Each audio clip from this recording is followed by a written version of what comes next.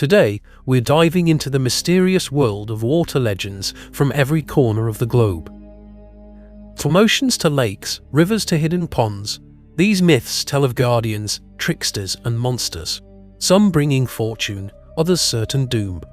Every tale is a reminder of the power, beauty, and danger that dwell in the waters of our world. So, let's begin. Umibōzu. Tales of the Umibōzu hail from Japanese folklore, particularly from the Edo period, where fishermen and coastal villagers feared this mysterious entity. The name translates to sea monk, and its stories were passed down orally through coastal regions of Japan, often as cautionary tales to children or explanations for sudden maritime disasters.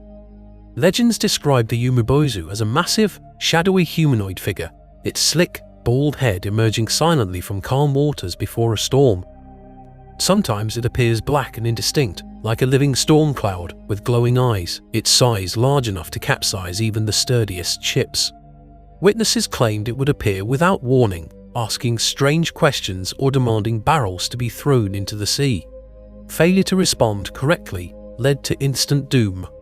Its role was that of a capricious sea spirit, one that punishes arrogance or disrespect shown to the ocean. Some believe the Umibōzu is the angry spirit of a drowned priest or monk, returned to haunt the waters. It embodies the unpredictable and supernatural nature of the sea in Japanese folklore, serving both as a menace and a moral reminder. Scylla. Scylla is a sea monster from Greek mythology, prominently featured in Homer's Odyssey and later in various classical texts. Her legend is deeply rooted in the myths of ancient Greece, where she was feared as one of the perils lurking in the narrow straits between Italy and Sicily. Sailors passed down her tale as a symbol of unavoidable danger. She was described as a grotesque hybrid, a woman from the waist up, fused with 6 monstrous dog heads growing from her waist, each with triple rows of razor-sharp teeth, and the lower body composed of snapping serpents or tentacles.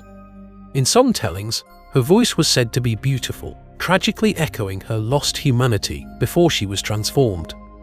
Once a beautiful nymph or sea maiden, Scylla's transformation into a monster came through jealousy or punishment, depending on the version.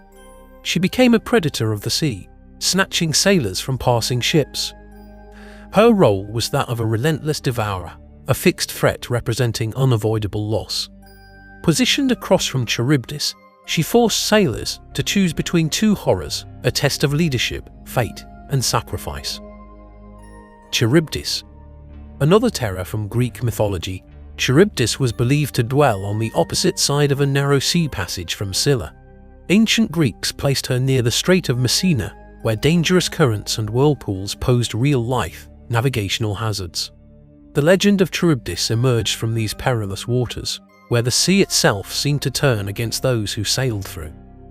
She was envisioned as a massive, invisible sea creature or a living whirlpool, capable of swallowing vast quantities of water and ships in a single gulp, only to regurgitate it violently. Unlike Scylla's more monstrous, visible form, Charybdis was often represented as a faceless, overwhelming force of nature. Together with Scylla, Charybdis formed one half of a legendary maritime trap. The two were inseparable in myth, not just because of proximity, but because they represented a sailor's nightmare. Avoid one and you steer into the jaws of the other. Odysseus famously had to choose which horror to face. This deadly pairing came to symbolize being trapped between 2 equally destructive choices, where no safe route existed. Jörmungandr. Known as the Midgard serpent, Jörmungandr belongs to Norse mythology, playing a vital role in the structure of the cosmos and in the prophecy of Ragnarok, the Norse apocalypse. Born of Loki and the giantess Angbroda, the serpent was cast into the ocean by the gods, where it grew to unimaginable proportions. It is said to be so large that it encircles the entire earth, biting its own tail in an eternal loop. Some versions describe it as a dark-scaled beast with glowing eyes and venom potent enough to poison the skies and seas alike. The Midgard serpent represents the cycle of destruction and rebirth. When it finally uncoils and rises from the sea, Ragnarok will begin. It is destined to fight and kill the thunder god Thor, who will also die from the creature's venom. Jörmungandr isn't just a sea monster, it is a cosmic force, the very embodiment of fate, time, and the inescapable doom awaiting the world. Makara. Makara is a mythical beast found in Hindu and Buddhist traditions, widespread in ancient art and iconography across India, Sri Lanka, Nepal, and Southeast Asia. Often used as a vehicle for river and sea deities, it represents the mystery and sacred power of water. The creature is most often shown as a composite animal, combining parts of an elephant, crocodile, fish, and sometimes peacock or serpent. Its head might resemble a land predator, while its body flows into aquatic shapes like fishtails or curling waves. In temple architecture, Makara serves as a symbolic guardian of water, fertility, and protection. It is frequently carved into waterspouts and gateways, guiding sacred rivers or guarding divine boundaries. Far from being fearsome, Makara is revered as a spiritual being of transformation. As the Mount of Varuna, god of the oceans, and Ganga, goddess of the Ganges, its presence speaks to life-giving currents and the transition from material to divine realms. Isonade. Isonade is a terrifying sea monster from Japanese folklore, its name meaning beach stroker or shore caresser due to its method of attack. Tales about this creature are found in fishing villages along the coasts of western Japan, especially near the Kai Channel. Only its hooked, barbed tail is ever seen, described as covered in metallic scales that glint like polished steel as it lashes through the water to drag victims from boats. The rest of its form is hidden beneath the waves, adding to its mythic terror. Some say its movements cause the sea itself to groan and churn with unnatural force. Unlike some of the yokai, Isonade doesn't tempt or warn. It is sudden and lethal, a pure embodiment of the ocean's hidden hostility. Sailors feared calm seas most of all, as that was when the Isonade was said to strike without warning.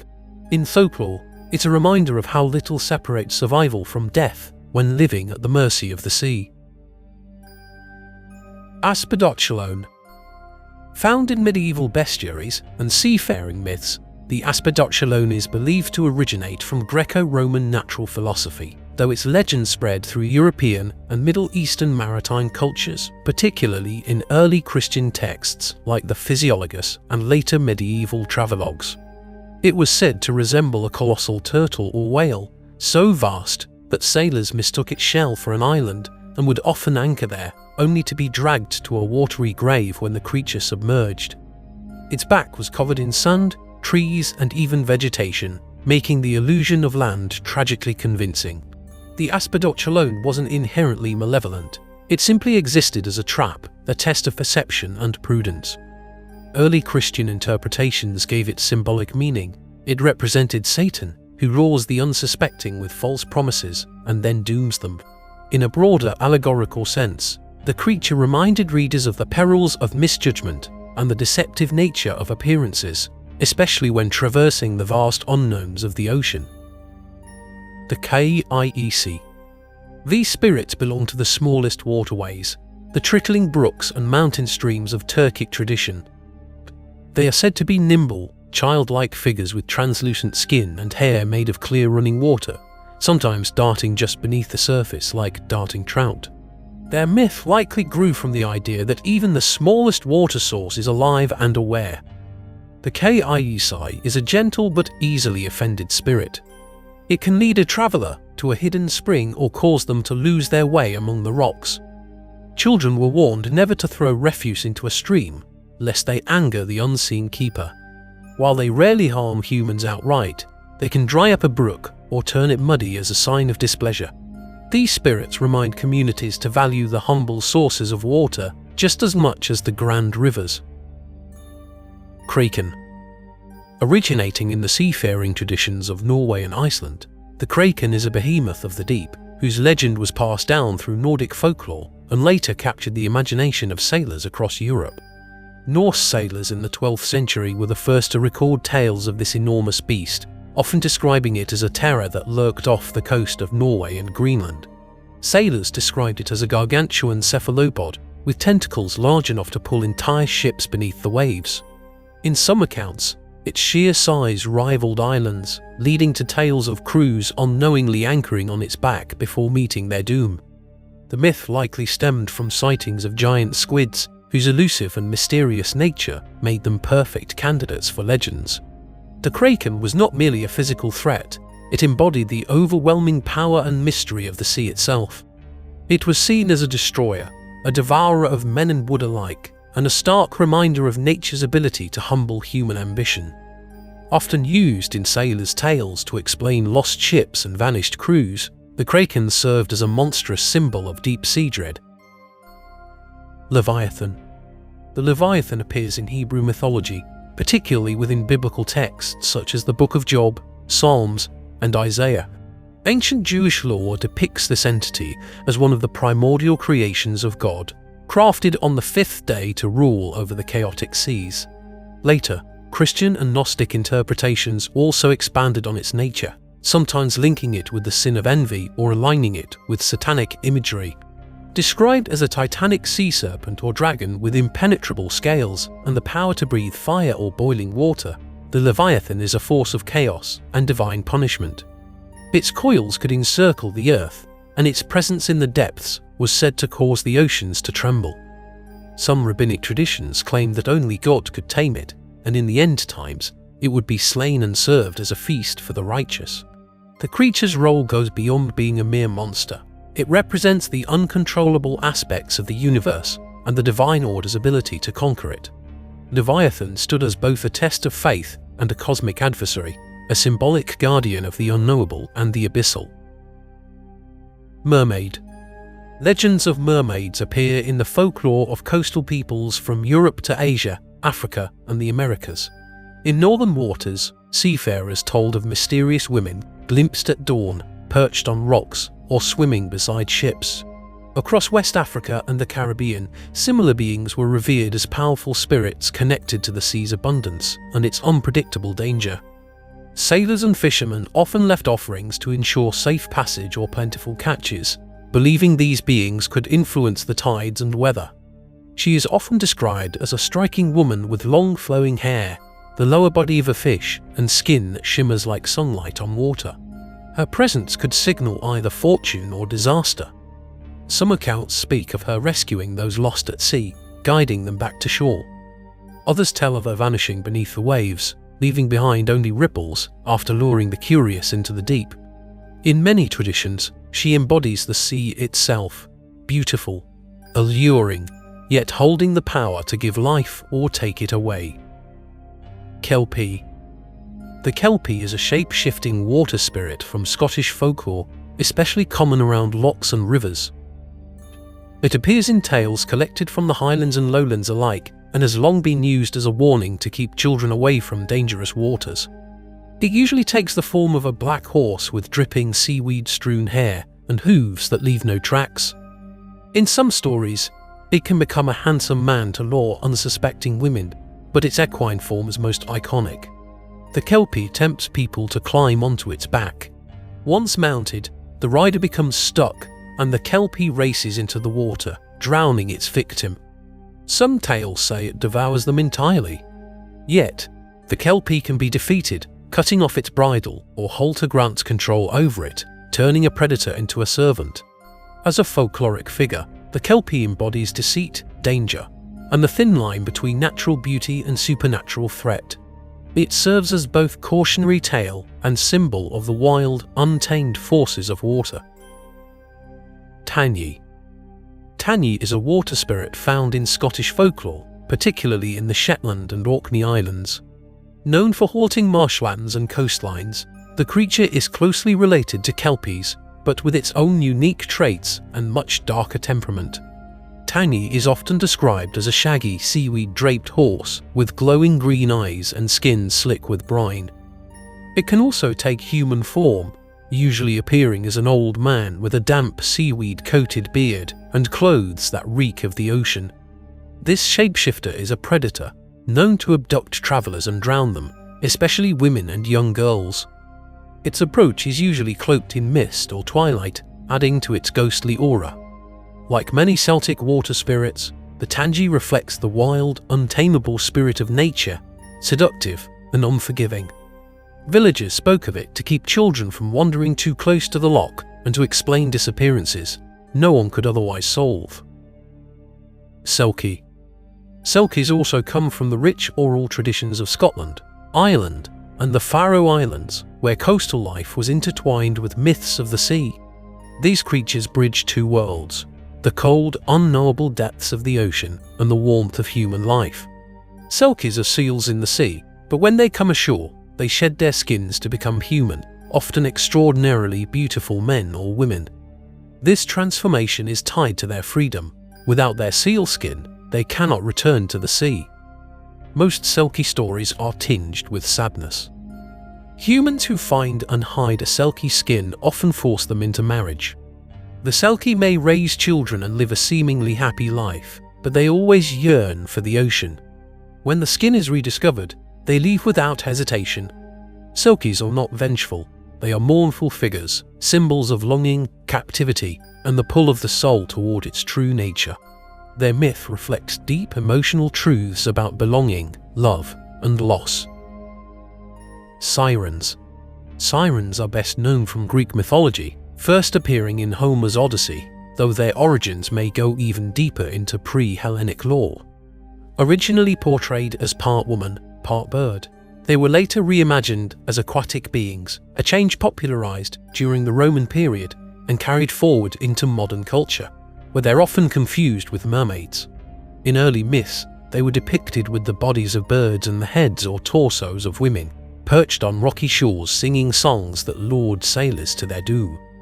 Their voices were irresistible, filled with false promises of safety, knowledge, or beauty, drawing ships into jagged rocks where all would be lost. Sirens are not predators in the physical sense, but destroyers of will and judgment. Their role is that of the temptress, the fatal distraction, a living metaphor for the dangers of desire and the cost of listening to illusion. They represent the sea's capacity to seduce and betray, and their legacy lives on as warnings in stories, songs, and even maritime superstition. Merrow.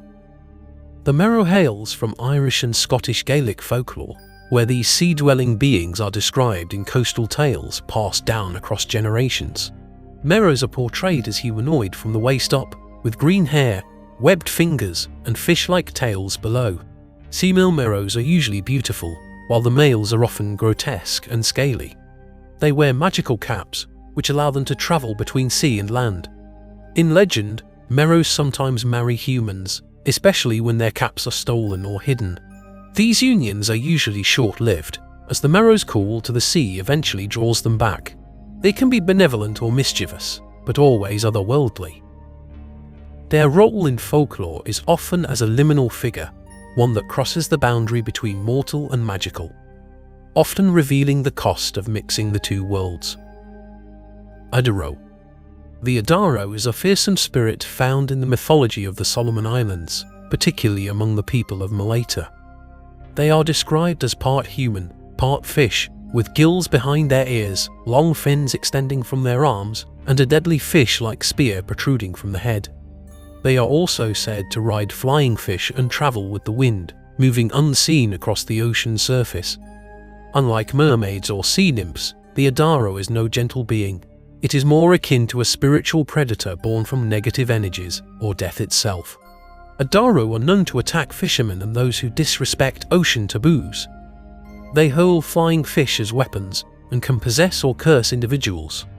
Unlike purely mythic monsters, Adaro are often seen as active spiritual forces still capable of influence.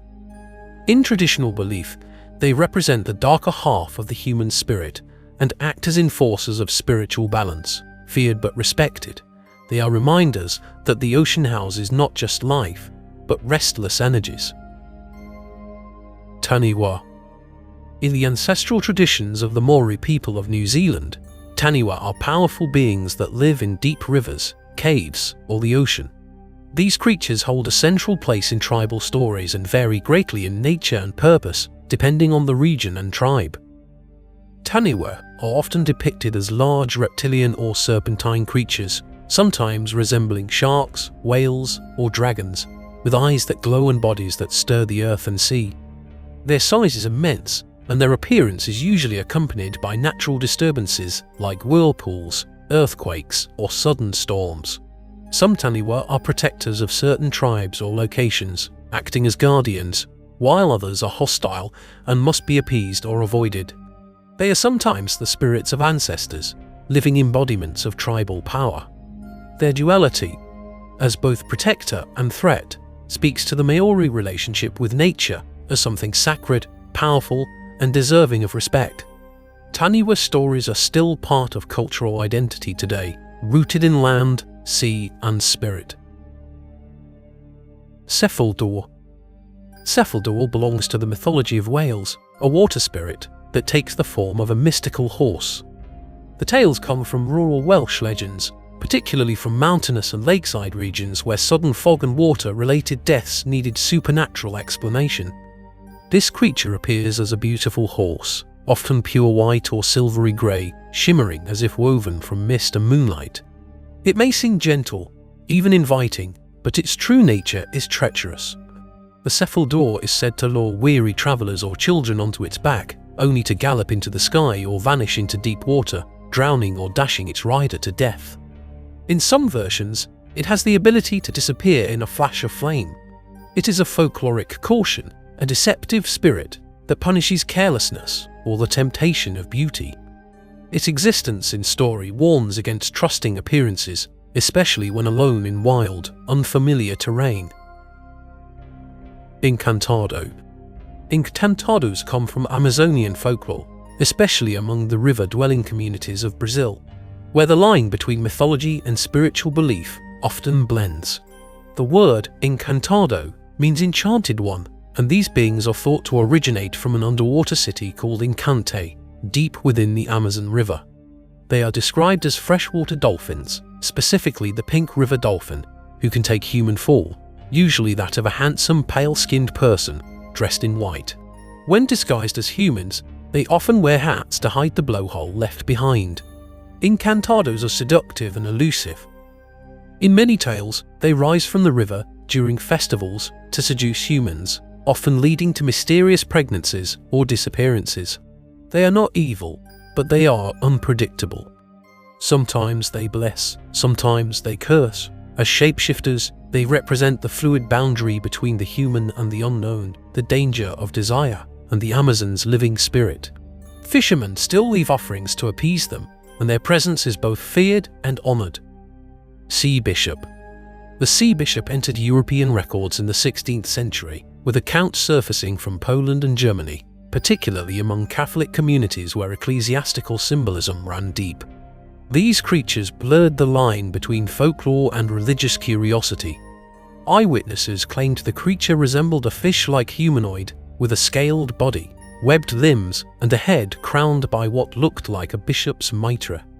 It even appeared to gesture and cross itself, fueling speculation that it might be some underwater form of priest or divine being. In one tale, a sea bishop was captured and taken to a Polish king.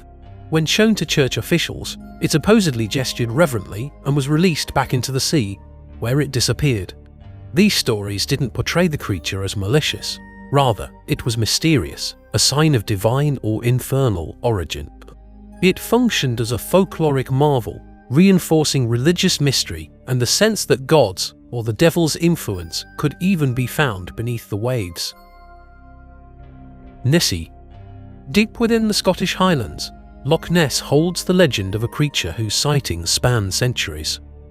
Early accounts speak of water beasts in the River Ness, most famously in the story of St. Columba in the 6th century, who reportedly banished one. The modern fascination began in 1933 after roadworks opened clear views of the loch and reports flooded in. Most descriptions tell of a dark, humpbacked creature with a long, slender neck that glides across the water before disappearing with barely a splash. Explanations range from misidentified sturgeon to floating logs, yet Nessie persists in the public imagination. Rather than a feared predator, she is often seen as the guardian of the loch's mystery, a shy presence that invites endless speculation and draws visitors hoping to catch a glimpse. Nixie. The Nixie is found in Germanic and Central European folklore, especially in stories from Germany, Austria, and parts of Scandinavia. She belongs to a broad family of water spirits known by different names across the region, and her legend flows from river to river with many variations.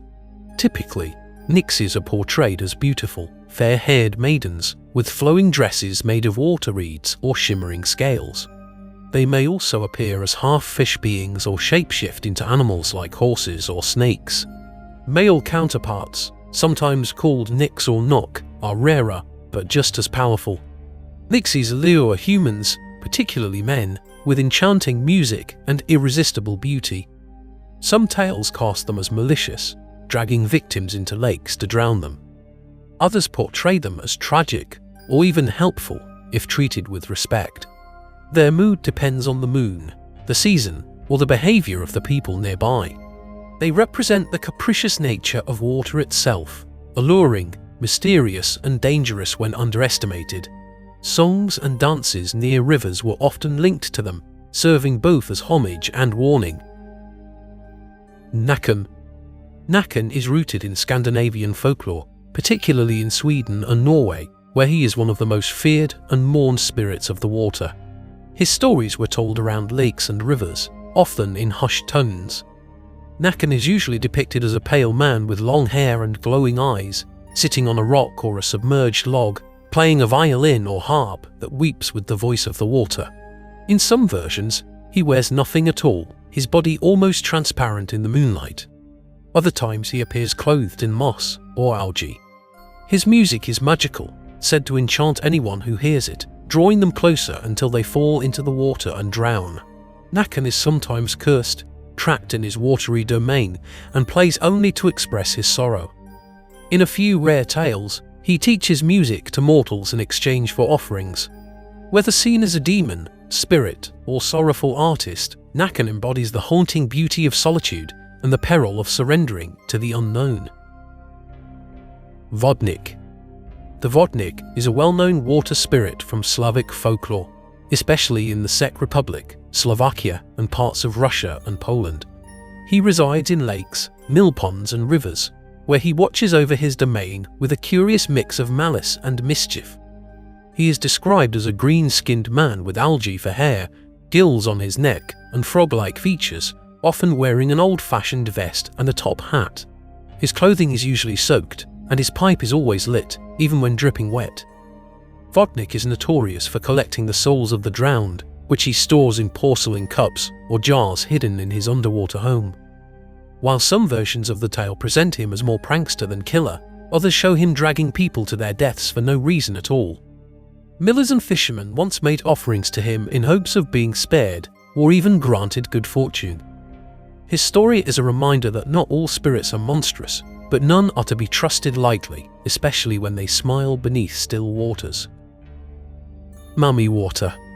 Mami Wata is a revered and complex figure found throughout West, Central and Southern African folklore, with her influence also reaching the Caribbean and parts of the African diaspora. She is not a singular entity, but rather a spirit type, with different names, appearances, and stories depending on the region. She is often shown as a beautiful woman with long flowing hair and a dazzling fishtail, sometimes surrounded by snakes or adorned in lavish jewelry and silk. In other versions, she appears entirely human but impossibly perfect, a figure of both attraction and danger. Mami Wata offers both blessings and curses. She brings wealth, fertility, healing, and protection to those who honor her, yet she is also jealous and punishing if disrespected. She may seduce people in dreams or visions, asking for loyalty in return for her favor. Her role straddles divinity and nature spirit. She is the embodiment of water's power, sensuality, and unpredictability. Temples and rituals dedicated to her are still active today, testifying to her ongoing spiritual and cultural importance. Bunyip. The Bunyip belongs to the myths of the Aboriginal peoples of Australia, especially those living near rivers, billabongs, and swamps. The name varies by region and language, but the Bunyip appears across the continent with eerie consistency. Descriptions of the Bunyip are deliberately vague. It has been said to have a dog-like face, flippers, a horse-like tail, and fur that shines wet and black. Some say it is the size of a calf, others that it's enormous and shadowy, never fully seen. The Bunyip is a creature of fear and sacred caution. In many stories, it punishes those who violate taboos or stray too far from camp alone at night. It may devour people, drag them into the water, or simply terrify them into madness. More than just a monster, the Bunyip serves as a protector of sacred waters, a symbol of places not meant to be disturbed. Its presence in story reflects Aboriginal spirituality, which sees landscape, creature, and spirit as part of a living whole. Each-Uisge. From the misty highlands and lochs of Scottish Gaelic tradition, the Each-Uisge is one of the most dangerous water spirits in Celtic folklore. Though similar to the Kelpie, it is far more lethal and cunning.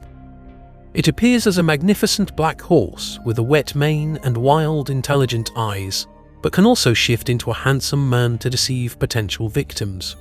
Its hooves leave no mark, and its coat is always damp to the touch. If someone mounts the Each-Uisge, they are doomed.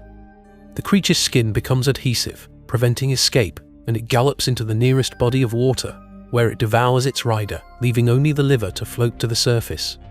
Unlike the Kelpie, which might live in rivers, the Each-Uisge prefers deeper lochs and coastal inlets.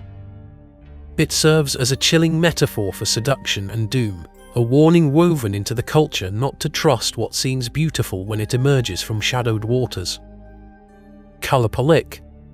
Kelpie is a fearsome creature from Inuit mythology, especially in the Arctic regions of Canada and Greenland, where the icy ocean is both lifeline and threat. Her story is told to children as a warning and an explanation for mysterious disappearances. She is described as a humanoid figure with green, leathery skin, long hair, and elongated fingers, wearing a traditional Inuit parka known as an amorti, which she uses to carry away children. Her skin is said to be slimy and cold, her voice high and echoing from beneath the ice. Kelpie lives under the frozen sea and waits near the shore to snatch disobedient or wandering children. Once taken, they are kept alive underwater, lulled by her humming, never to return home. Some versions claim she feeds off their youth. She is not a random monster, she serves a purpose in the cultural landscape, teaching caution, obedience, and the dangers that lurk near the ever-changing ice. Even in modern Inuit communities, her name carries weight and power. Ahuitzotl. Ahuitzotl comes from the mythology of the Aztec civilization in ancient Mesoamerica, particularly in the region that is now central Mexico. Feared and respected by the Mexica people, it was believed to dwell in lakes and canals, especially around the Valley of Mexico.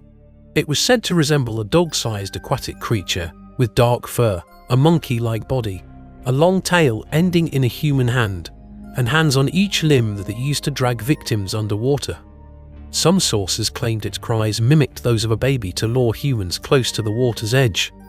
Ahuitzotl played the role of a hunter for the gods, dragging people to their deaths, not out of malice, but to claim their souls for Tlaloc, the rain god. Drowning victims taken by the creature were considered sacred and given special burials.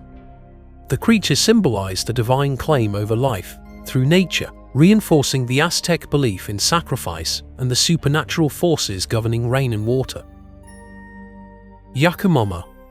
Yakumama is a colossal serpent spirit from Amazonian mythology, particularly revered by indigenous tribes in Peru and Brazil. Her name translates to Mother of the Water, and she's considered the guardian of rivers, lakes, and the vast, mysterious Amazon. She's described as a giant snake over 30 meters long, with a wide head and eyes like lanterns, able to swallow a man, boat, or even small houses whole. Her presence is often signaled by the water churning violently, with fish scattering and birds falling silent. Locals believe that blowing a conch shell before entering a body of water will summon Yakumama and keep her from attacking. Her role is both protective and punishing.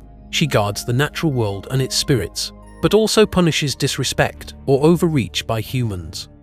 More than just a predator, Yakumama represents the raw power of the Amazon itself and the respect owed to its mysteries. Taniwha. Taniwha is a lesser-known sea serpent figure from Australian Aboriginal mythology, particularly among coastal peoples of the north. Though information is scarce and often passed orally, it remains a powerful symbol of marine forces in indigenous cosmology. The creature is often imagined as a massive eel or serpent with shimmering scales and glowing eyes, its body long enough to churn entire river systems. Some elders describe it as invisible to most, only revealing itself when deeply angered. Taniwha serves as a spiritual guardian and punisher. It is tied to waterholes and tidal zones, said to lash out at those who break traditional laws or disrespect sacred places.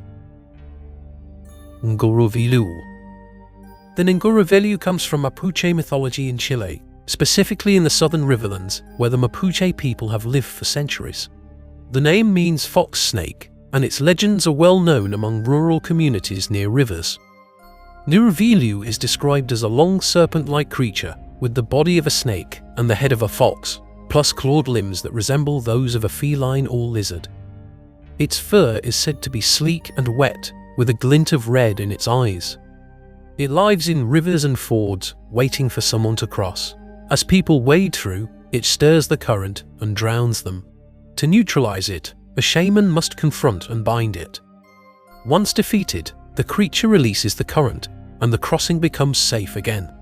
Nguruvelu's purpose in myth is to explain deadly eddies and water traps while reinforcing the role of spiritual leaders as protectors. It's both a guardian of water boundaries and a living challenge that must be ritually overcome. Iara. Iara is a powerful figure in Brazilian folklore, stemming from a fusion of indigenous Tupi-Guarani myths and later Portuguese colonial influences. Her name means Lady of the Waters, and she is sometimes viewed as a type of freshwater mermaid. Iara is described as an impossibly beautiful woman with long black hair and green eyes, the lower half covered in glittering fish scales. She is usually seen sitting on rocks along rivers, brushing her hair and singing softly.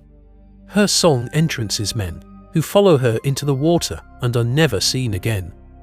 In some tales, she takes them as lovers into her underwater palace, where they forget their past lives. Iara is not always malicious. Some versions portray her as a tragic spirit, once human, who was wronged and now seeks companionship. She stands as a symbol of feminine power, desire and danger, and remains one of the most enduring figures in Brazilian storytelling and pop culture. Loup-Garou. Loup-Garou is a grotesque and legendary beast from French folklore, particularly in the Gascony region around the town of Hastings. Few monsters in European myth are as uniquely odd and unsettling as this one. He is described as a gigantic snail-like creature with a slimy serpentine body, massive tentacles, and a shell as large as a cottage. His slime trails were said to ooze down the hills into the town, a sign he was near. Loup-Garou lurks in caves and emerges to snatch unsuspecting passers-by with his long sticky limbs, dragging them back into the darkness. He is slow-moving, but his reach is enormous. While his origins are murky, he's often interpreted as a cautionary tale warning people away from certain parts of the countryside. The creature combines elements of horror and absurdity, and over time became something of a local Pokémon, used to frighten children and entertain the imaginative minds of Gascon peasants. Weewin.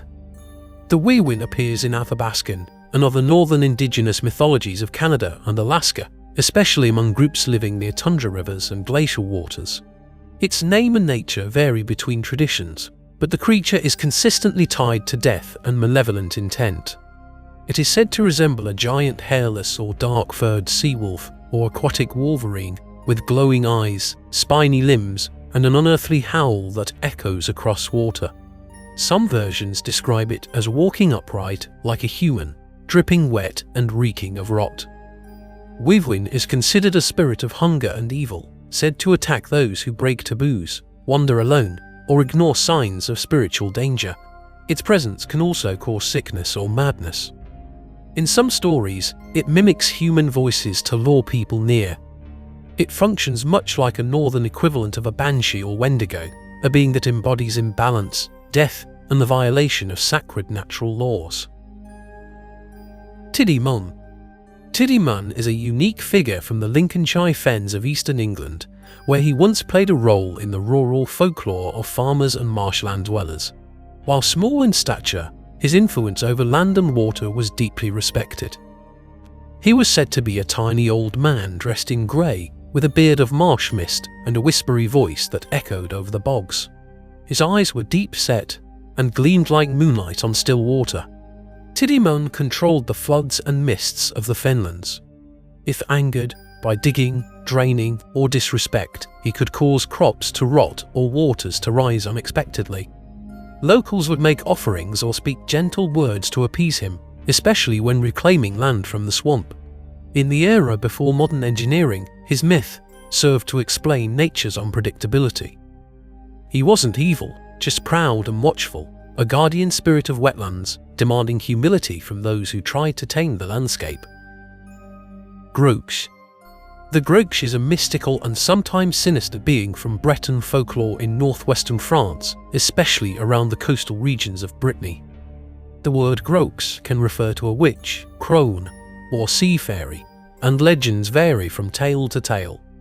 She is often depicted as a beautiful woman with shining garments and a voice like flowing water, though she may reveal her true form as an old fish-scaled hag with sharp claws and glowing eyes. Some stories say she can shift between these forms at will. One of the most famous tales involves the Groac'h luring men to her underwater palace with promises of riches and love, only to turn them into fish and serve them as meals to future guests. She represents enchantment turned sour, a caution about greed, temptation, and trusting appearances. While some versions of her are less malicious, the Groac'h usually plays the role of a trickster or predator beneath the surface charm of her coastal world. Mullateach. The Mullateach is a fearsome sea hag from Scottish Gaelic legend, particularly associated with the Hebrides and Western Highlands. Her name, derived from Old Gaelic, hints at her watery origins and monstrous nature. She is described as a hideous, one-eyed giantess with long, tangled hair like seaweed, skin mottled like barnacles, and a voice that sounds like crashing waves. When she appears, storms are said to follow. She is a bringer of chaos and destruction, particularly toward men. In some stories, she appears as a beautiful maiden to lure warriors, only revealing her monstrous form in battle. Her role is often interpreted as a personification of violent sea storms or of vengeance. She can also be viewed through the lens of older goddess archetypes as a faded or cursed figure of one's sacred power. Her appearance signals doom, and tales of her serve as warnings to respect the wild seas and the women of legend who guard them. Pike-igani. Pike-igani are real crabs, but they hold a legendary place in Japanese folklore, tied specifically to the tragic story of the Heike clan, who perished in the Battle of Dano-Ure in 1885. This tale blends history, myth, and biology into one eerie cultural symbol. These crabs are said to bear the angry faces of fallen samurai on their shells, their carapaces naturally forming what looks like snarling, furrowed brows and scowling mouths. The resemblance is so uncanny that many believe they are the reincarnated spirits of the Heike warriors. According to legend, after their defeat, the souls of the drowned samurai entered the bodies of sea crabs, forever haunting the waters where they died. Fishermen who caught Heike-igani would return them to the sea out of respect or fear. Their tale blurs the line between spirit and animal, turning the creatures into silent reminders of war, honor, and the price of ambition. Some Japanese believe their continued presence is a form of restless memory etched into nature itself. Amabi. Amabi is a supernatural being from Japanese folklore, with origins dating back to the Edo period in the 19th century. Her tale resurfaced in modern times as a symbol of hope and healing, especially during public health crises. She is described as a mermaid-like creature with long flowing hair, a beak-like mouth, and 3 legs or tail fins, with her body covered in shining scales. Her glow is said to light up the shore when she emerges. According to legend, Amabi appeared from the sea and prophesied both good harvests and the coming plague. Before returning beneath the waves, she told villagers to draw her image and share it to protect against illness. Sirena Chilota. Sirena Chilota is a figure from the rich maritime mythology of Chiloé Island in southern Chile, where a blend of indigenous Mapuche beliefs and Spanish colonial folklore gave rise to a unique pantheon of sea spirits. She is described as a beautiful young woman with long blonde or copper hair and a fishtail instead of legs, similar to a mermaid, but with a gentler, more sacred aura. Her voice is soft, and her eyes are said to reflect the sea.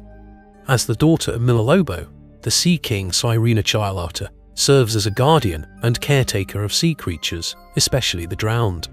Her duties include guiding the souls of the lost to a better resting place and warning sailors of coming storms. She represents compassion, beauty, and connection between the human world and the oceanic spirit realm.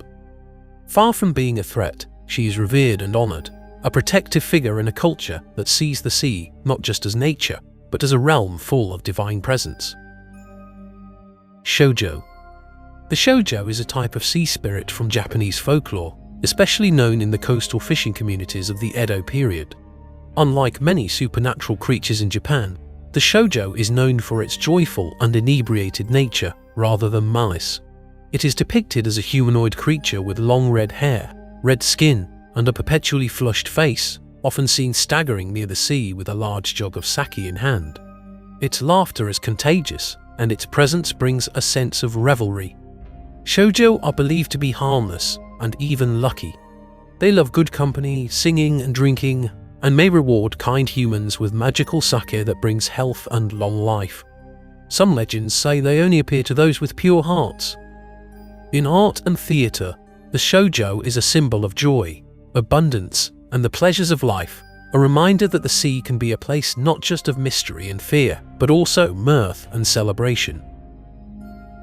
Sea monk. The sea monk was a mysterious creature reported in 16th century Scandinavian and Northern European folklore, especially in Denmark and Poland. It was allegedly caught in the Baltic Sea, and for a brief period, scholars and clergy debated its meaning. It was described as a humanoid sea creature with the body of a fish from the waist down and a torso resembling that of a tonsured monk, complete with robes and a clasped hand posture. Some illustrations even gave it a stern, contemplative face. Reactions to the sea monk varied. Some believed it was a divine sign or punishment, others thought it was a marine demon sent to test mankind's faith. Its appearance in European lore coincided with intense religious reform and upheaval, leading some to see it as symbolic of corruption or spiritual warning. While many modern scholars think it was a misidentified sea creature, its role in folklore remains a living enigma that blurred the line between monster, miracle, and metaphor. Abaya. Abaya is a powerful and revered creature from the mythology of Melanesia, particularly in the stories of the Solomon Islands and Fiji. Its legend has been passed down through generations of island communities who live in close harmony with their freshwater environments. It is described as a gigantic eel with shimmering scales, eyes that glow in the dark, and a body so massive it can stir up whirlpools with a flick of its tail. Some say its presence makes the water unnaturally warm and still. Abaya lives in deep lakes and protects all living creatures within its domain. If someone tries to fish or harm animals in its waters, it unleashes devastating floods or storms in vengeance. Far from being a predator without reason, Abaya acts as a spiritual guardian of balance, punishing greed and enforcing respect for the natural world. It is both protector and avenger, a sacred presence that ensures the land's waters are never exploited without consequence. Bakunawa. Bakunawa is a mythic sea serpent from Philippine mythology, particularly among the Visayan and Bicolano peoples. Her name and legend are tied to ancient beliefs about eclipses and cosmic balance, blending natural observation with dramatic storytelling. She is said to be a dragon or serpent of immense size, with a mouth large enough to swallow the moon and a body that coils through the oceans like a tidal wave. In some versions, she has wings, gills, or a mane of seaweed-like hair. According to legend, Bakunawa fell in love with the 7 moons and swallowed them one by one, leaving only one in the sky. The gods, enraged, stopped her, and whenever she tries again, an eclipse occurs. People would make loud noises or bang pots to drive her away during such events. Her story reflects awe for natural phenomena, turning celestial movement into myth. She is both feared and honored, an embodiment of hunger, beauty, and the cycle of loss and restoration. Kushtaka. Kushtaka is a shape-shifting spirit in the mythology of the Tlingit and Tsimshian peoples of the Pacific northwest coast of North America. Its name and legend were whispered among those who lived near cold, remote waters and deep forests. It is said to resemble an otter-like creature that can stand on two legs, with wet fur, sharp teeth, and glowing eyes, though it often takes the form of a human to lure victims. Sometimes it appears as a loved one calling for help near a riverbank. The Kushtaka can be dangerous or protective depending on the story. In many tales, it lures lost travelers or drowning victims into the water, turning them into one of its own. Other stories describe it saving people from freezing by transforming them before death. Its role is ambiguous. It blurs the line between salvation and doom, much like the wild environments it haunts. Always elusive, Kushtaka serves as a reminder of how thin the line can be between the known and the unknowable.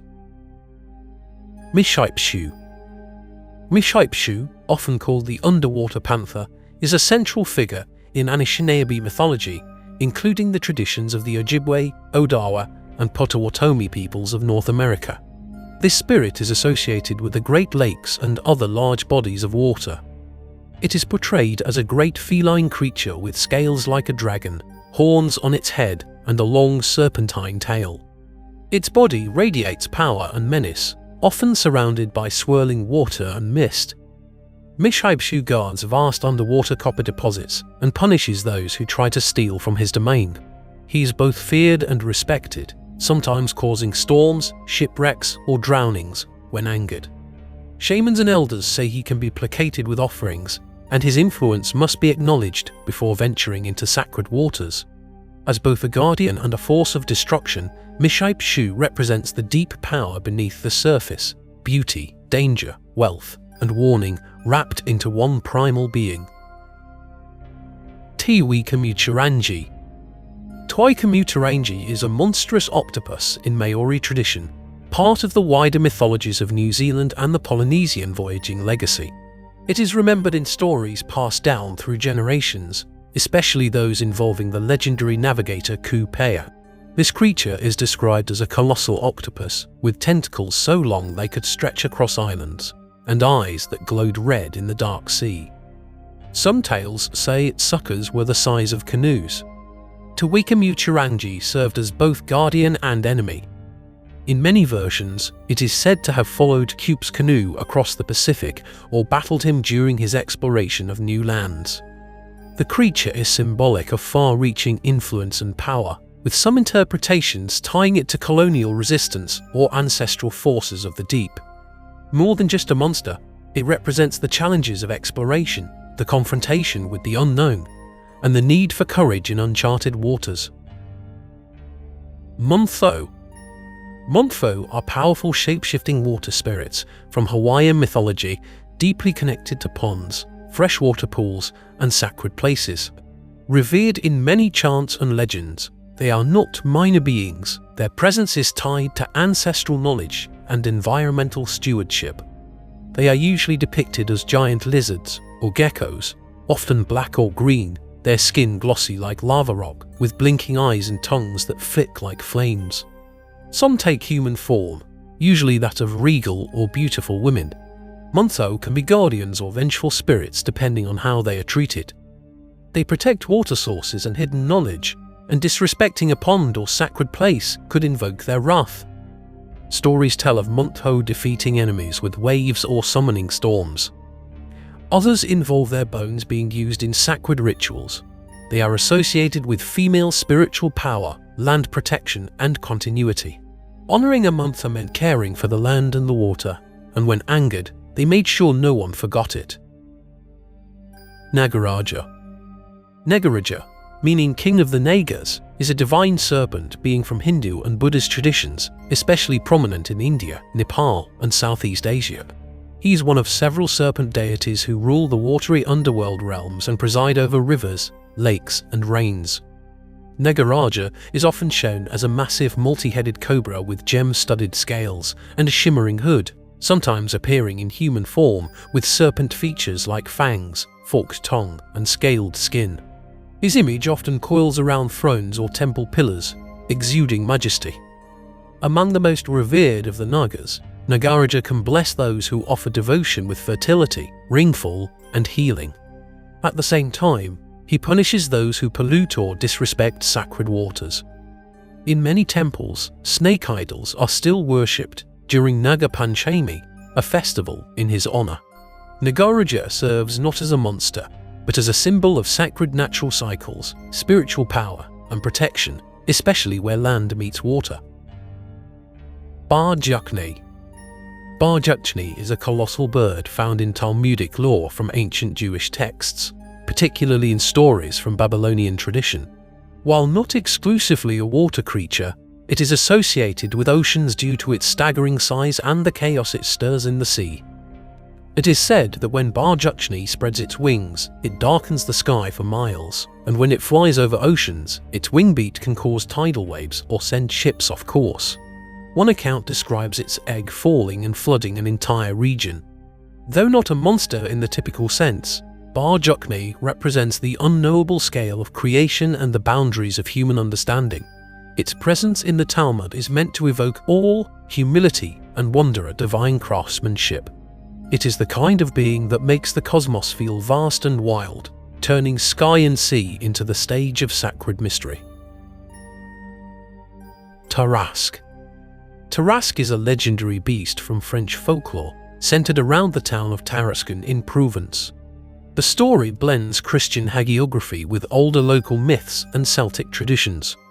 It is depicted as a hybrid creature with a lion's head, turtle-like shell, 6 legs of a bear or lion, a serpent's tail, and a scaled body that resists all weapons. Its breath was said to be poisonous, and its roar could flatten fields. While often feared for its destructive presence on land, the Tarasque was also closely associated with the Rhône River, which it was said to inhabit or emerge from. Locals believed the beast lurked along the riverbanks, using the waterways to move stealthily between villages. This connection to the river gave the Tarasque an aura of unpredictability, as it could strike from both land and water, adding to the terror it inspired. The creature terrorized villages until Saint Martha, with divine calm and prayer, tamed it with her presence.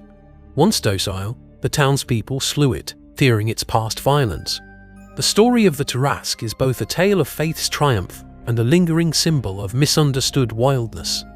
Its role as a devourer and threat gave way to redemption, and today it is honored in regional festivals. Tarasque embodies the taming of chaos through spiritual courage. Siribaya. Siribaya is a mysterious serpent spirit known in South American Andean mythology, particularly from Inca-influenced legends in Peru and Bolivia. It is most commonly tied to lakes and rivers in the highlands, especially where natural disasters occur. The creature is imagined as an enormous serpent or dragon with eyes like molten gold and scales that glimmer like obsidian, capable of stretching across entire valleys. Its movements are said to cause tremors, floods, or landslides. Siribaya is often blamed for vanishing villages or sudden changes in water levels. Unlike many monsters, it is rarely seen, operating more like a hidden force of nature than a character in a story. In some traditions, it sleeps beneath sacred lakes and must not be disturbed.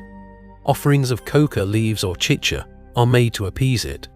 Siribaya represents the destructive and sacred power of the Earth's unseen waters, a reminder of the world beneath the surface. Bashi.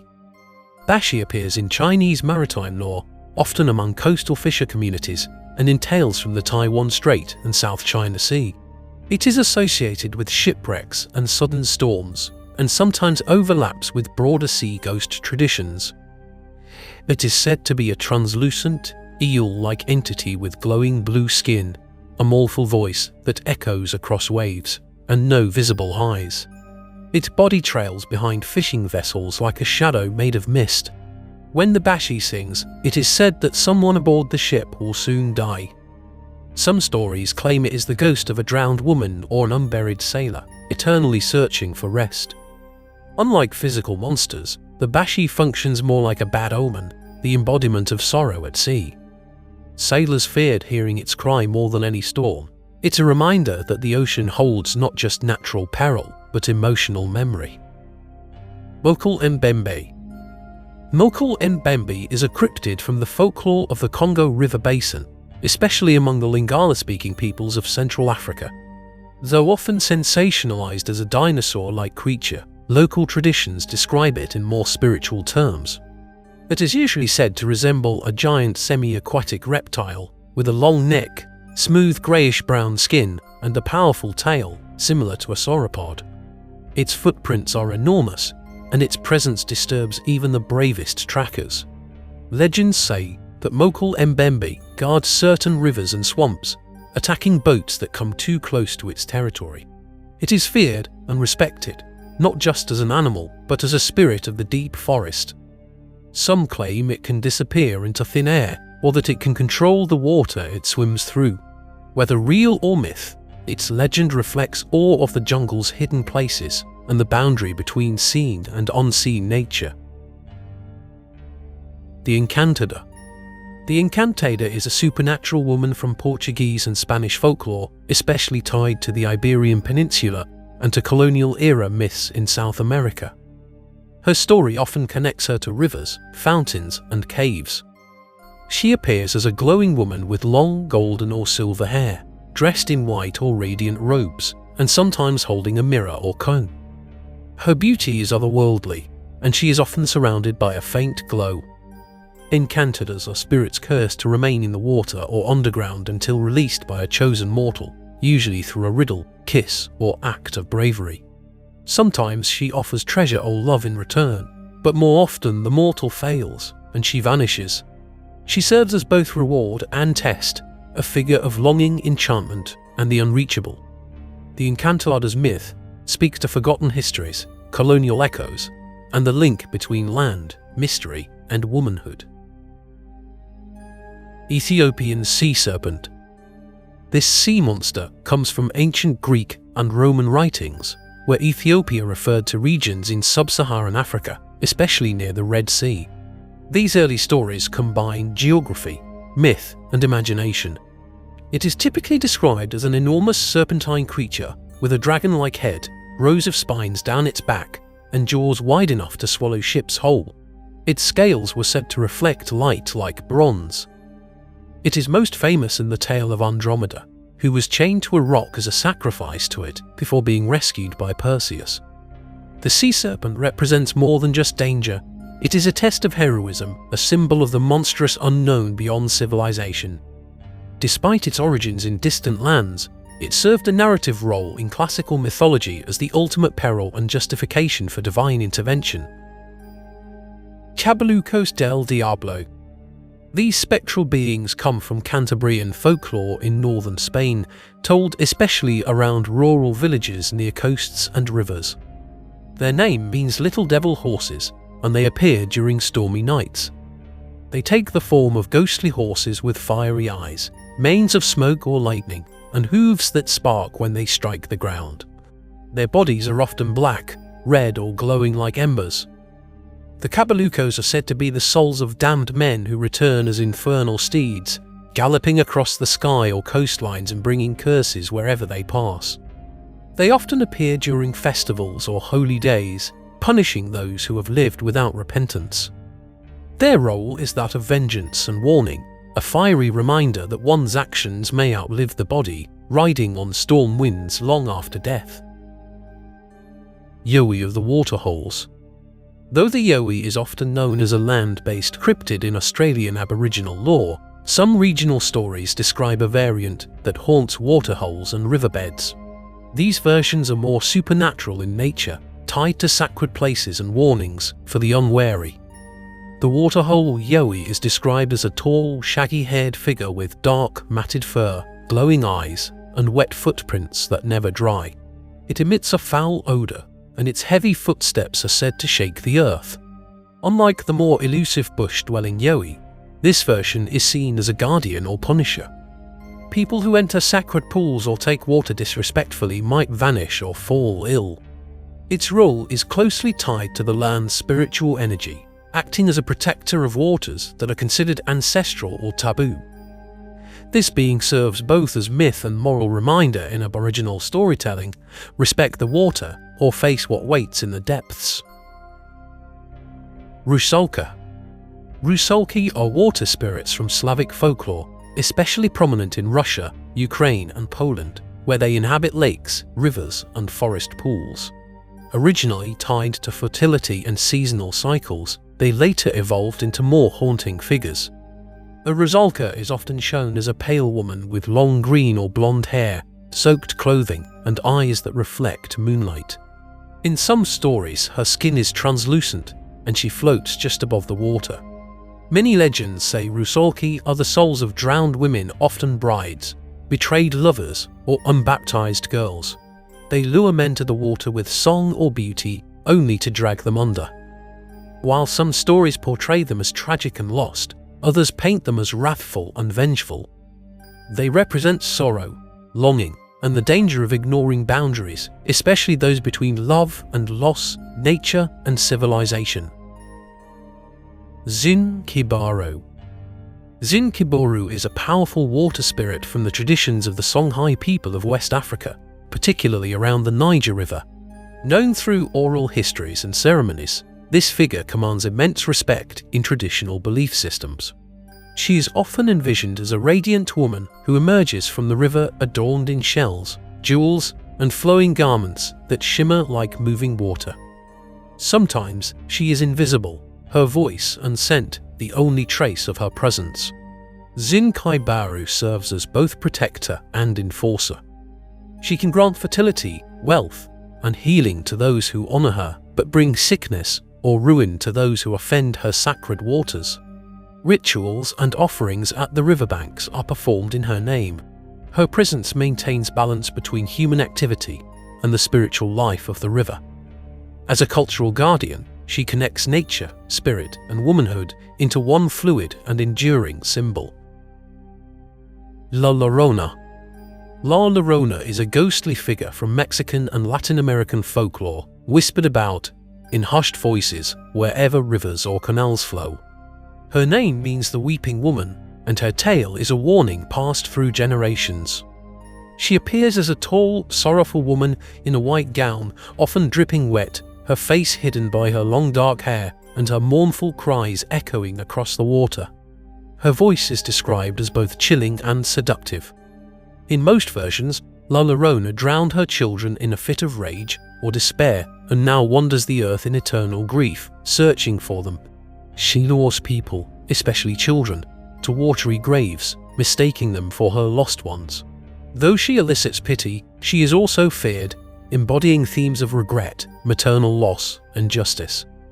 Her story teaches consequences, often recited as a way to keep children from wandering near rivers after dark. Panya of the Reef. Panya is a beloved figure from Maori mythology, especially in the coastal traditions of New Zealand's Hawke's Bay region. Her tale is one of beauty, love, and sorrow, often told as a local legend of the sea. She is described as a graceful ocean-dwelling woman with long black hair, seashell ornaments, and eyes like tide pools. Her skin glistens with seawater, and her movements are said to match the rhythms of the waves. Panya fell in love with a human and tried to live on land, but the sea eventually called her back. She returns to the ocean, leaving her child behind. Some versions say she became a guardian spirit of the reef, watching over the waters where her story unfolded. Panya is not a monster but a symbol of love's complexity, the pull between two worlds, and the sacredness of the ocean. A statue of her now stands in Napier, keeping her story alive in stone. Çay. In Turkic lore, each river is said to have its own soul, and the Çay is that living essence. Described in some accounts as a tall figure, clothed in flowing garments of mist and waterweed, with hair as long as the river itself, it can also appear as a silver-scaled fish with a human face. These beings trace their roots to the shamanic beliefs of nomadic peoples, who saw rivers as sacred arteries of the land. The Each-Uisge was considered a custodian of the river's flow, deciding whether to bless nearby fields with fertile floods or to unleash destructive torrents. Fishermen and travelers left small offerings along the banks, believing the spirit could protect them from whirlpools and accidents. It serves as both protector and enforcer, rewarding respectful behavior while punishing those who pollute or divert its waters without need. Tzaruk. Tzaruk is a sea serpent from the myths of the Inuit peoples of Alaska and the Arctic coast, feared for its stealth and speed in the cold northern waters. Its legend is tied to survival, mystery, and sudden loss. It is said to be a massive snake-like creature with a long, finned body, a head like a snake or sea lion, and a tail powerful enough to capsize a boat. Its movements are silent, and its eyes glow faintly under moonlight. Tzaruk is blamed for sudden disappearances near the shore, people snatched from docks, hunters pulled from kayaks. It is rarely seen but deeply feared. In some accounts, it is linked to tidal surges or ice cracks. Tzaruk embodies the danger of the unknown in harsh environments, the threat beneath calm water, and the presence of spirits in the Arctic's endless twilight. Leviathan Hydra. The Hydra is a legendary water serpent from Greek mythology, most famously slain by Hercules as one of his 12 labors. It lived near the lake of Lerna, a marshy and ancient site full of pre-Hellenic symbolism. The Hydra is described as a multi-headed serpent or dragon, with each head sprouting fangs and venom, and new heads growing back double if one is cut off. Its breath was toxic, and its blood a deadly poison. Guarding the entrance to the underworld, or sacred waters, the Hydra was more than just a beast. It was a test.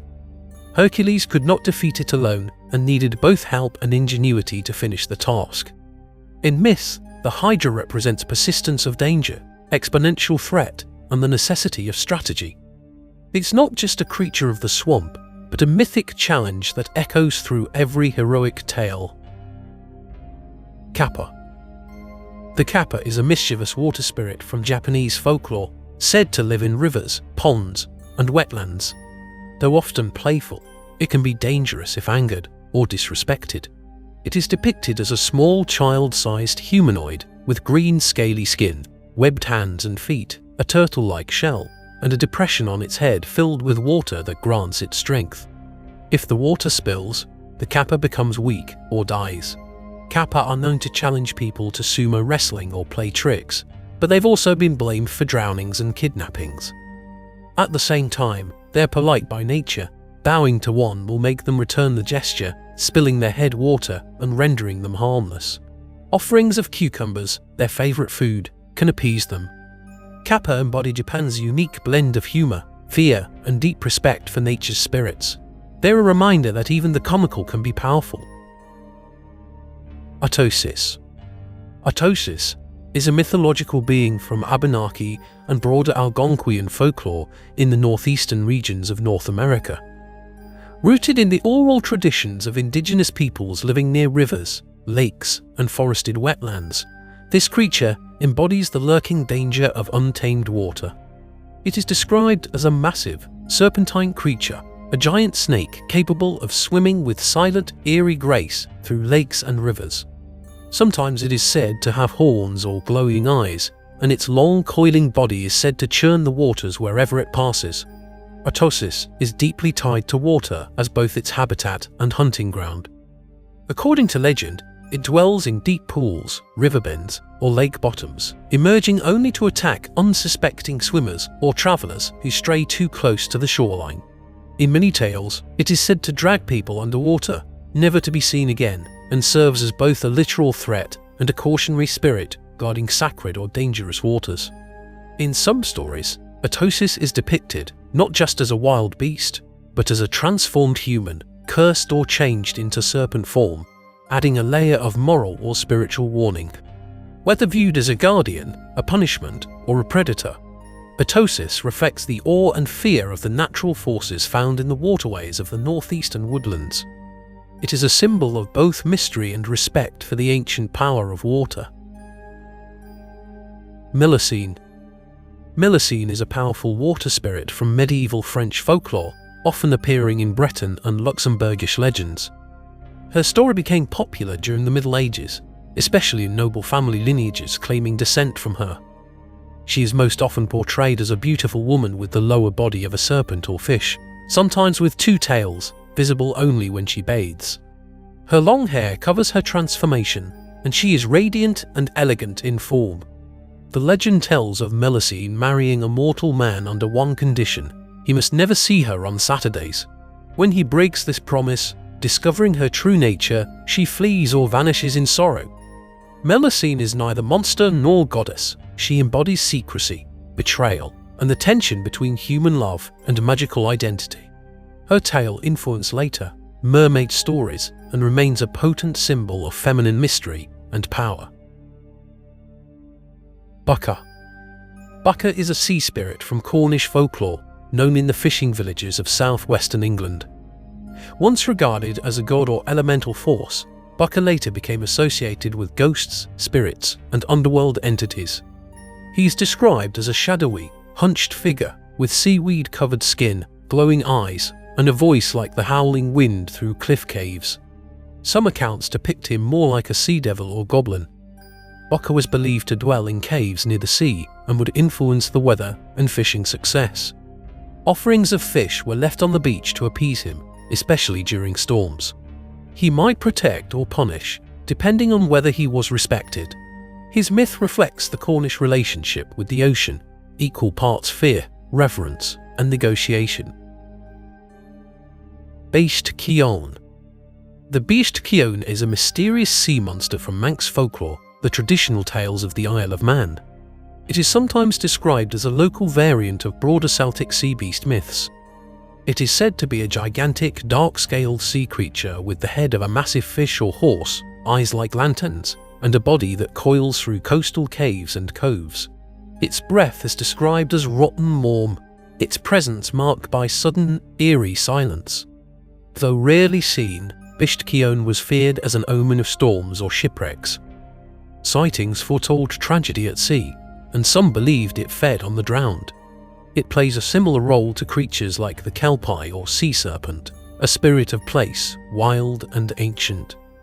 The creature embodies the unknown lurking off familiar shores, a mythic danger woven into the sea's deepest fog. Bwbry. The bwbry is a spectral water bird from Scottish Highland folklore, especially near lakes and sea lochs in Argyllshire. Its story mixes maritime mystery with eerie exaggeration.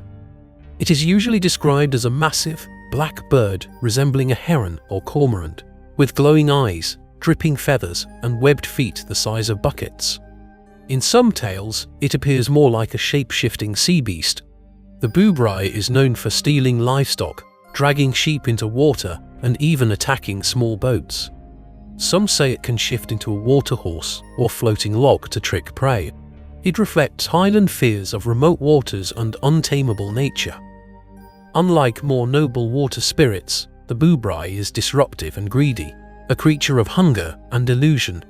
Despite its grim nature, it's often portrayed with a wry sense of Highland humour, as much prankster as predator. Groac'h.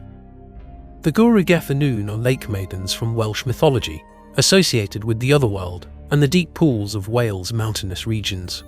Their stories are gentler than most water spirit myths, often involving romance and mystery. They are described as stunningly beautiful women dressed in pale, flowing robes, with eyes that reflect the moonlit surface of the lakes where they dwell. Some say their feet never touch the ground. These maidens sometimes marry mortal men, with strict conditions never to be broken. When those conditions are inevitably violated, they return to the waters, taking nothing but their sorrow. They are connected to healing, prophecy, and the fertility of the land around their lakes. Unlike Sirens or Selkies, they are more ethereal, half divine, half earthbound, linked to an otherworld that lingers just beyond mist and mountain.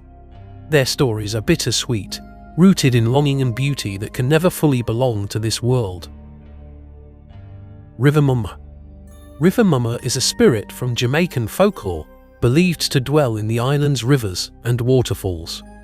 Her legend blends African diasporic beliefs with Caribbean spiritual traditions, especially around maroons and ancestral reverence. She is described as a radiant woman with long braided hair and the shimmering tail of a fish, her skin glowing bronze or green beneath the water's surface.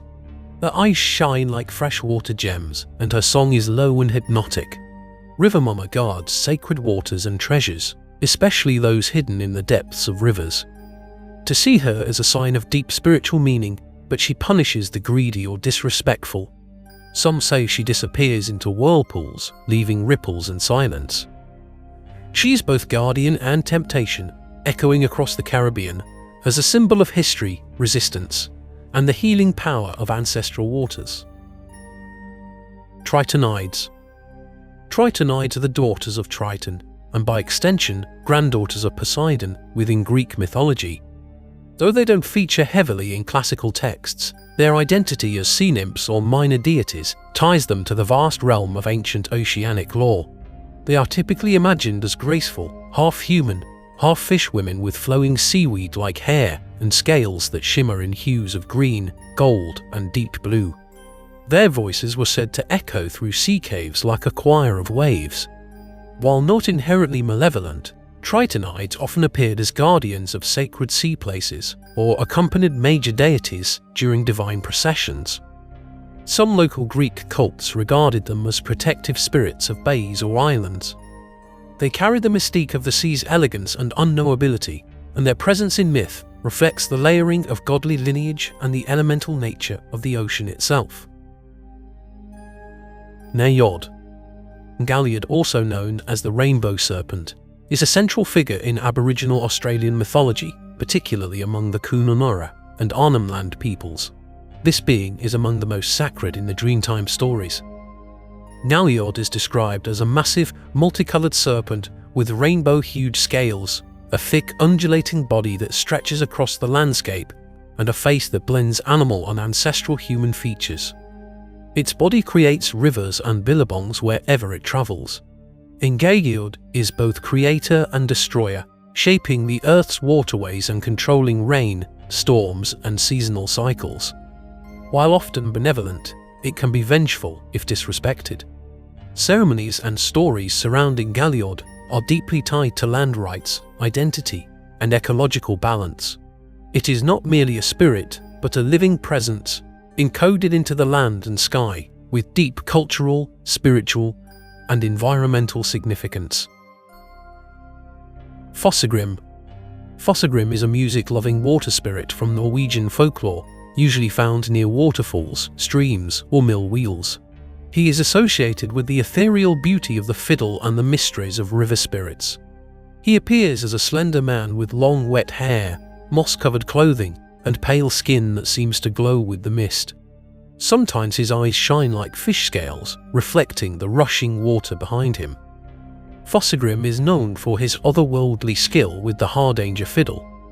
He may teach this gift to mortals in exchange for food offerings, most famously, a fresh-cut goat leg placed on a Thursday. If satisfied, he will teach you to play so beautifully that trees bend toward your music. He is not malicious, but mischievous and proud. The Fossegrim embodies the idea of inspiration drawn from the natural world, the spirit behind beauty and sound flowing in cold mountain waters. Draugen.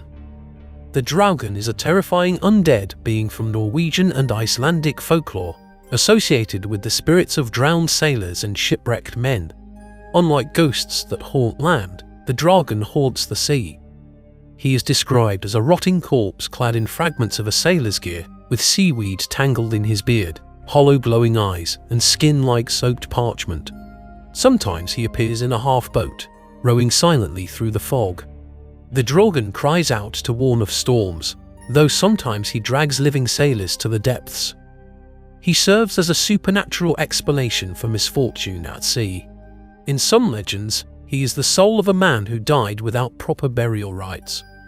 His presence is a symbol of unresolved death, oceanic vengeance, and the fear of never returning home. Hearing his moan across the water was said to foretell doom. Jengu. The Jengu are water spirits in the traditional beliefs of the Sawa-Bantu peoples of Cameroon, especially among the Duala and Aquari. They are worshipped in secret societies and spiritual ceremonies. Jengdu are described as beautiful mermaid-like beings with long hair, shiny copper skin, and gap-toothed smiles, often swimming with fish or playing in waves. Their bodies glisten with water, and they wear beads and shells. Jengdu are revered for their healing abilities and power to bring good fortune. Devotees call upon them for fertility, health, and protection. They act as intermediaries between humans and the spiritual world. Rituals and initiations into the Jengdu cult are elaborate and sacred, usually performed near rivers or the sea. Unlike sirens or selkies, Jengdu are protective and benevolent, embodying water's nurturing and life-giving force in West African spirituality. Bäckahästen. The Bäckahästen is a water spirit from Swedish folklore, often found near rivers and lakes in rural regions. It is closely related to other water horses like the Scottish Kelpie, but with its own Nordic flair. It takes the form of a dazzling white or grey horse, with a mane that flows like waterweed and eyes that shimmer unnaturally in the dusk. Its coat is always slick, and its hooves make no sound. The Bäckahästen lures people, especially children, onto its back. Once mounted, they find themselves stuck as the horse gallops into the water and drowns them. Some tales say it can shapeshift into mist or man to deceive travellers. Despite its beauty, it is purely dangerous. Its myth reflects fear of nature's allure and the fatal consequences of being enchanted by things that look safe. Nukkalavi. The Nukkalavi is one of the most feared monsters in Orcadian folklore from the Orkney Islands of Scotland. It is a nightmarish fusion of horse and rider, but with no separation between the two. The creature is described as a skinless humanoid fused to a skinless horse, with muscles and veins exposed, a single burning eye, and a toxic breath that wilts crops and sickens livestock. Its limbs are long and spider-like, and its stench unbearable. The Nukkalavi rises from the sea and brings plague wherever it walks. Only fresh water can stop it, forcing it to retreat to the ocean. It embodies raw malice and disease, believed to have caused blights and storms. A being of pure horror, the Nukkalavi exists as a warning against breaking taboos and disrespecting nature. Wani. Wani are dragon-like sea creatures from Japanese mythology, appearing in ancient texts like the Kojiki and Nihon Shoki. They are sometimes described as deities, sometimes as sea monsters. A wani may take the form of a great serpent or dragon with shimmering scales, fins along its back, and long, winding horns. Its size ranges from whale-like to island-sized, and its presence stirs the sea into violent motion. In myth, a wani carried the sea god's daughter across the ocean to marry a human prince. Other stories describe wani as ocean guardians or gatekeepers to undersea palaces. They are not always evil, but are wild and powerful. Wani represent the mystery and reverence of early Japanese culture placed on the sea taming. It was not an option, but honouring it through respect and story was essential. Blue Men of the Minch. The Blue Men of the Minch haunt the strait between Scotland's mainland and the Outer Hebrides. Sailors feared them as stormbringers and shipwreckers, blending myth with maritime dread. They are described as human-sized beings with blue skin, long beards of sea foam, and eyes the colour of the deep. Their torsos rise from the waves like swimmers, but they are said to move as fast as the wind. These creatures challenge passing sailors with riddles, fail to answer, and they tip the boat. They delight in capsizing ships and dragging men to their deaths. Unlike selkies or water horses, the blue men are purely adversarial, sentient, cruel, and unpredictable. Their myth likely evolved from real fears of the treacherous minch waters, given mythic life as cunning beings who rule the sea not with muscle, but with wit and wrath. Samadiva. In Bulgarian lore, echoed across the Balkans, Samadivi belong to the wild margins of rivers, mountain springs, and dew-drenched meadows where villagers once left offerings. Legends say they appear as startlingly beautiful maidens in white linen, long unbound hair gleaming like waterweed, and eyes that flash green by starlight. Scholars trace them to pre-Christian nymphs and Thracian water cults. Later, Christian storytellers recast them as perilous sprites who punish irreverence at sacred wells. Their dances at midnight are said to churn up mist and wind, and any mortal who spies on them risks being compelled into endless dancing, wasting away. They heal with dew and herbs when properly entreated, yet they shear away strength if crossed. Stealing a shirt or strand of hair grants them power over a person. Functionally, the Samadeva stand as threshold wardens, protectors of springs, avengers of pollution, and tempters of impulsive hunters and herdsmen. Offerings of bread and ribbons at fountains might secure mercy. Mockery or litter draws sudden fever, bewilderment, or vanishing footprints right into the stream. Each-Uisge. In the lake districts of Belarus, Each-Uisge is remembered as a household-friendly but territorial spirit who keeps order on the water. Older fishermen describe a small, reed-cloaked water dweller with a mossy beard, webbed hands, and eyes the colour of lake glass, trailing a sash of eel-slick weeds. Each-Uisge rewards restraint. He guides a boat through fog, or loosens tangled nets for those who pour the first ladle of catch back as thanks. Overreach, greed, or loud profanity earns a slap of sudden wind, a split oar, or a capsized pail. Children are warned not to throw stones at frogs or herons, his messengers. In role, he's less a man-eater than a warden, a guardian of lake balance, a judge of fair-taking, and a teacher of silence over deep water. On certain feast eves, a crumb of bread cast to the ripples invites safe passage. Boasting invites a swirl that turns a clear path into a maze of reeds. The Vodník. Throughout the Slavic world, from Russia to the Seklands, the Vodník inhabits rivers, mill ponds, and deep lakes, entangled with village mills and ferry crossings from medieval times onward. He's often pictured as a bloated, frog-bellied old man with a long green beard, skin like wet bark, and eyes lit like coals beneath the waterline. He keeps ledgers of souls in jars or algae-wrapped stones, employs drowned men as servants, and negotiates with millers for prosperity in exchange for offerings or victims. Whales vary by region. In some tales, he's an outright killer dragging swimmers down. In others, a strict magistrate who protects fish stocks and punishes polluters or oath-breakers. Bargains can be struck with tobacco, bread, or black cockerels, but they sour if promises lapse. Priests bless bridges to curb him. Cunning folk claim to snare his beard with a nettle rope. Always, the rule endures: treat the water as a person you must greet, not a resource you can plunder. Smee. Among the river valleys and lakesides of Slavic lands, stories speak of the Smee, a powerful dragon spirit connected to flowing waters. In Serbia and parts of the Balkans, villagers believed certain rivers were guarded by these mighty beings who controlled floods and storms.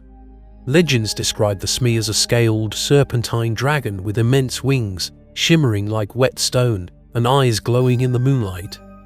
The origins of the Smee myth are thought to be rooted in ancient animistic beliefs, where rivers were seen as living forces that could bless or destroy.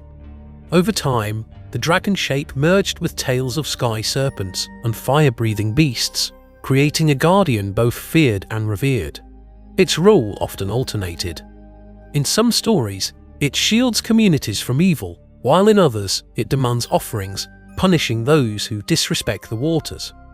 Farmers prayed to it for rain, while fishermen avoided certain bends in the river, believing the Smee lingered beneath. Kolchedra. In Albanian folklore, the Kolchedra reigns as a dreaded spirit of storms and waters, a monstrous force emerging from rivers or seas to wreak havoc. She is imagined as a vast, many-headed serpent with fiery breath, scales like iron, and the ability to stir tempests with a lash of her tail. The tale begins with Bolla, a serpent that sleeps through the year and opens its eyes only on St. George's Day. Should it survive for years, without being slain, it transforms into the Kolchedra, gaining its destructive powers.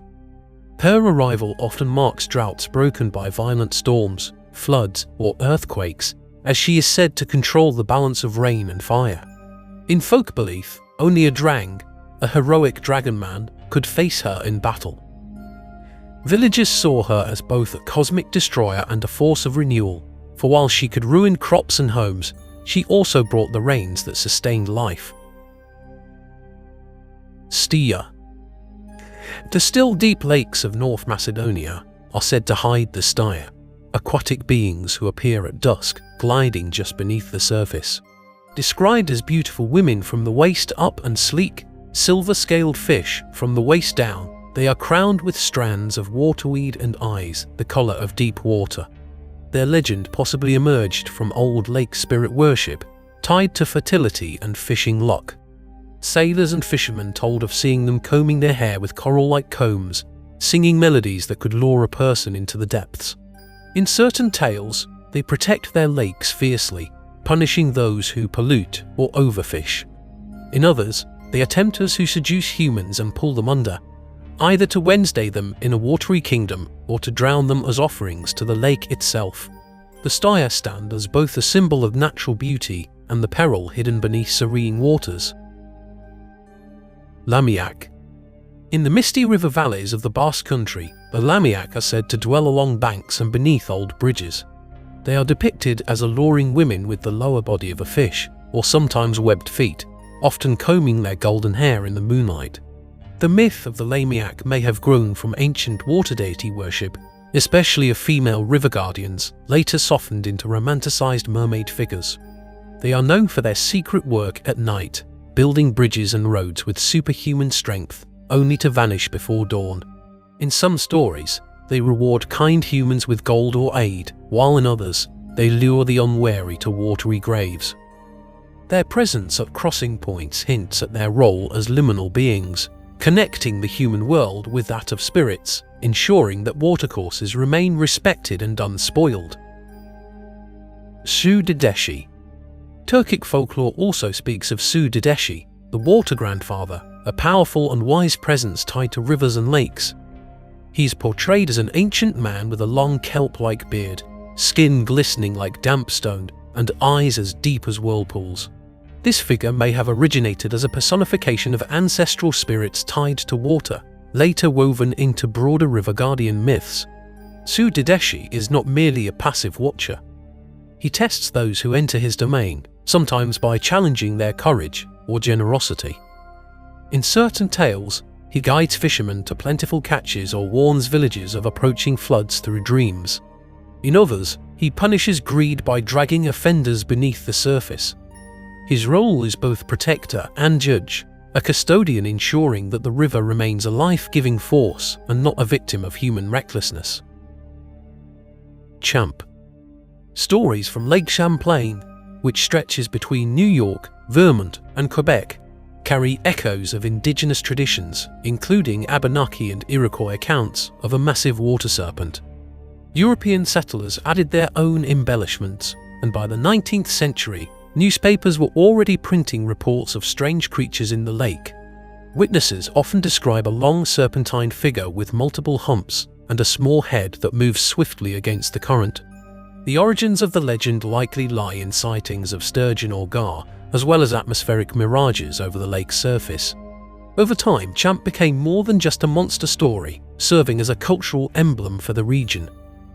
For some, he is a protective spirit of the waters, while for others he is a playful mystery that unites communities in curiosity and celebration. Çay İyesi. From certain Turkic and Central Asian traditions comes the unsettling figure of Çay İyesi, a spirit of swamps and lake edges. Legends tell of her as a pale-skinned woman with dripping hair, dressed in tattered water plants, her eyes gleaming with the reflection of still water. She waits near reedy banks, sometimes humming a slow, hypnotic tune. Her presence is considered a dark omen, for she is said to lure wanderers and careless swimmers toward deep spots where they will drown. The belief may have emerged as a cautionary tale to keep people, especially children, from approaching treacherous waters alone. Yet in some versions, Çay İyesi is not purely malicious. She may act as an avenger, dragging down those who have disrespected or harmed the lake. She embodies both the danger and justice hidden in quiet waters. Jangjamari. In Korean folklore, Jangjamari is spoken of as a fearsome water spirit inhabiting rivers and lakes. Accounts describe it as a towering, dark-skinned figure with tangled hair full of reeds, a body that glistens as if forever wet, and eyes like black whirlpools. Some say it can also take the form of a giant fish or turtle. The Jangjamari is often a bringer of misfortune, capsizing boats and dragging people under. Its myth may stem from old fishing and boating accidents, turned into tales of supernatural revenge. People avoided certain stretches of water believed to be its territory, especially during fog or at night. In rare versions of the story, offerings of rice wine and fish could placate it, turning the spirit into a silent guardian who kept away other dangers. Shellycoat. Scottish folklore tells of the Shellycoat, a mischievous water spirit known for haunting streams and riverbanks. He is described as a small, wiry man entirely covered in rattling shells, which clatter together whenever he moves. The sound often serves to startle travellers, drawing them toward the water's edge, where he might leap out and frighten them further. Shellycoat is less dangerous than other aquatic spirits, often content with playing tricks rather than causing harm. He may mimic cries for help to lure someone close, only to laugh and vanish. The tale likely grew as a blend of nature spirit beliefs and moral warnings about wandering near dangerous currents. In some regions, seeing him was thought to bring unexpected change, for better or worse. Jenny Greenteeth. In English folklore, Jenny Greenteeth is a feared hag of the water, lurking in ponds, rivers, and canals. She's portrayed as a green-skinned old woman with long hair like algae and sharp, grasping hands. She waits just below the surface, ready to seize anyone who ventures too near, particularly children. Her story likely developed as a warning to keep the young from playing near deep or stagnant water. In some versions, she feeds on her victims. In others, she simply drags them to a watery grave. Farmers claimed that when pondweed spread thickly, Jenny was near, hiding beneath the green surface. She stands as a personification of hidden water hazards, given a face and name to instill fear and caution. Näcky. From Finnish and Estonian folklore comes the Näcky, a shape-shifting water spirit dwelling in rivers, lakes, and wells. Some tales describe it as a handsome youth who lures bathers into deep water, while others portray it as a slimy, moss-covered creature with glistening eyes. Näcky myths likely stem from ancient water deity worship, altered by Christian moral warnings. The Näcky's main role is as a tempter and a bringer of sudden death. It often appears to children, offering toys or singing sweetly until they lean too far over the edge. In Finland, parents warned children that the Näcky would take them if they stayed out swimming after dark. Yet in a few folk versions, Näcky is a keeper of hidden treasures beneath the water, rewarding only those brave enough to meet its gaze and survive. Will-o'-the-wisps.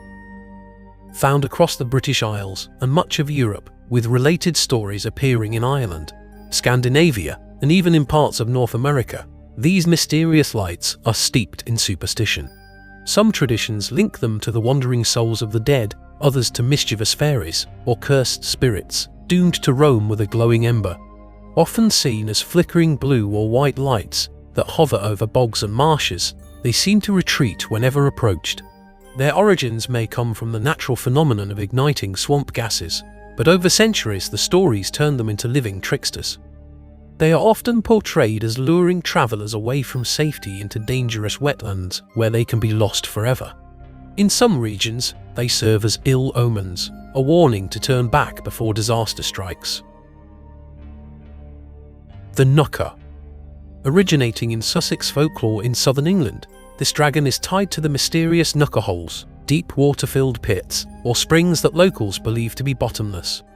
The people of Lyminster and surrounding areas told stories of it plaguing their livestock and travellers who ventured too near its lair. The creature was said to resemble a long-bodied dragon with a crocodilian head, shimmering scales, and small wings better suited for paddling than flight. The legend may have grown from real dangers posed by sinkholes or drowning spots, woven together with heroic dragon-slaying tales. Some stories tell of a knight who defeated it with skill and faith, while others claim a clever local youth poisoned it with a pie. In either version, Its role was that of a terror of the countryside, a predator guarding the secret depths of the Nuka Hole.